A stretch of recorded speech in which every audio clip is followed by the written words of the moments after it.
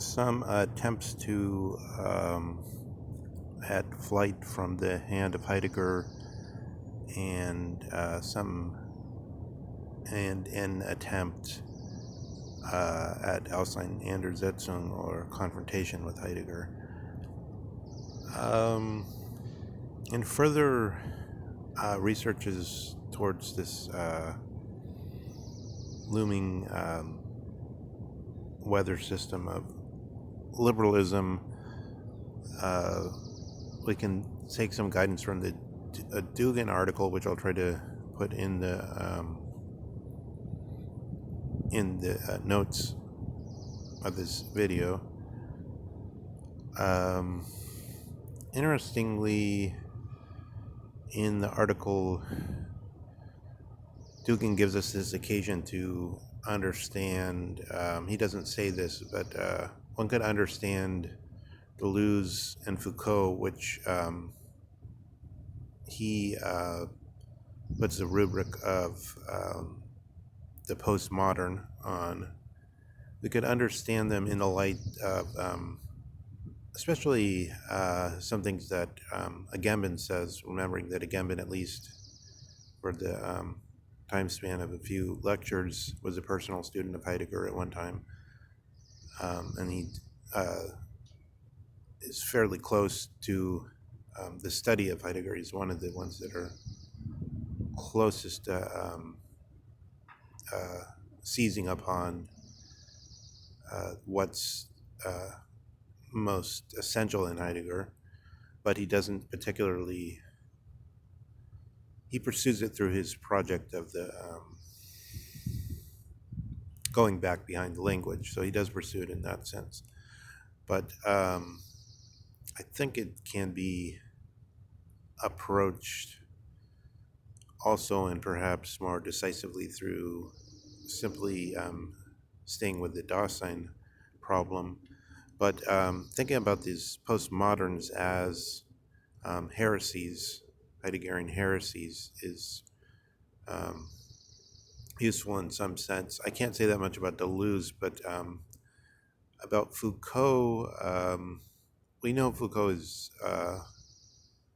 was almost, one could say, dyed-in-the-wool Heideggerian, and of course Hubert Dreyfus was always shouting from the rooftops that Foucault has died, saying that he owed everything to Heidegger, which Dreyfus had often pointed out the debt while Foucault was still alive, and while he was not explicitly admitting this debt. But Foucault, because has political projects, because his motives were political, likely, he's not stuck with Dasein, but rather come back into a form of analysis of the subject, especially one which Deleuze is saying there's no subject in Foucault, but the process of subjectivation, either positive or negative subjectivation.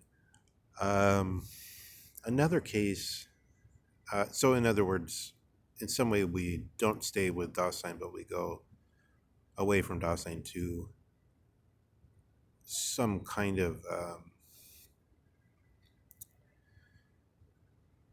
reaction to the nothing of Dasein with respect to political action, perhaps. But at least on the face of it, and as political action has been thought so far up to now.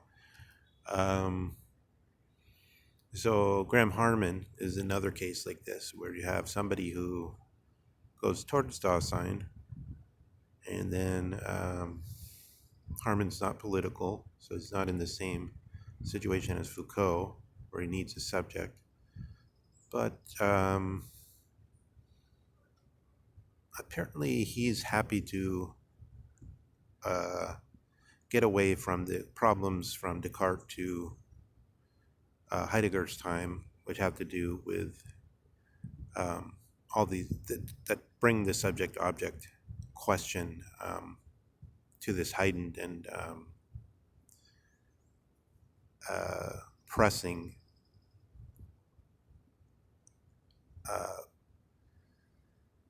view to all the major actors since Descartes.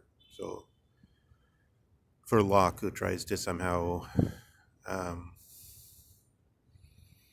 make pacify the tradition, and not just the tradition, but the way he thought that most people thought, and this new discoveries of these problems with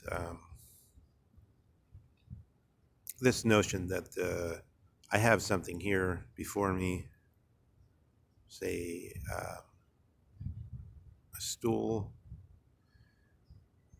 and then supposedly from my mind in the Cartesian version, I check, and then I go back again from the mind to the stool, and I secure that it really is a stool. But how did I know the first time before I went back that it was a stool? Somehow the thing is already showing itself from itself in that language. The whole problem doesn't seem to make, the whole problem, which absorbed about 3 centuries or so, doesn't seem to make sense. And Kant has become acutely conscious of that. So Harmon wants to throw off both the perceptio problem, which is the central Kant problem, like some creature with senses has to access some world, which is separate. But he wants to throw out also the problem which Husserl is charged with, which is the intentio problem. So you have perceptio, we're done with that, but then we have the intentio, the mind's relation to the essence of things, where the essence we could understand more simply as the combined forces of what would be, in Freud, who was biologically minded, a drive or tribe, it's called, I think, TREIB, I think, or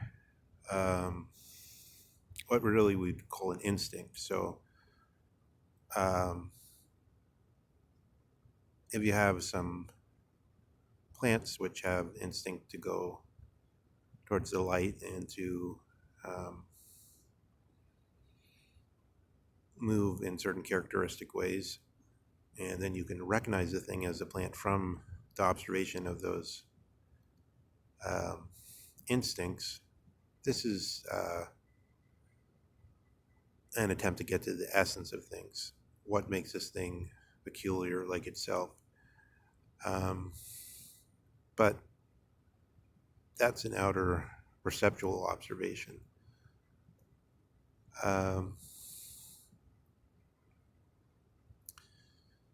The intentio simply says that the things have an essence and that it's somehow related to this subject which is searching for it.